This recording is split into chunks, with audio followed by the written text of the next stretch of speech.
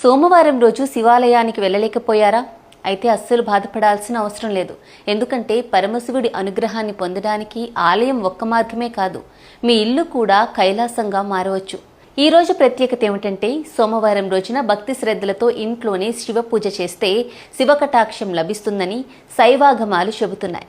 ఉదయం స్నానం చేసి శుభ్రమైన వస్త్రాలు ధరించి శివలింగం లేదా శివుడి చిత్రపటం ముందు ఒక దీపం వెలిగించండి. అనంతరం స్వచ్ఛమైన నీటితో జలాభిషేకం చేస్తూ ఓం నమః శివాయ మంత్రాన్ని భక్తితో జపించండి. ఇక ఆ తర్వాత బిల్వ దళాలను సమర్పించండి.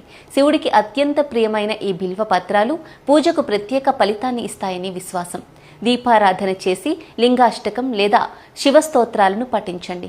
పండ్లు, పాలు లేదా బెల్లంతో నైవేద్యం సమర్పించి మీ కోరికలను భోలాశంకరుడికి వినిపించండి.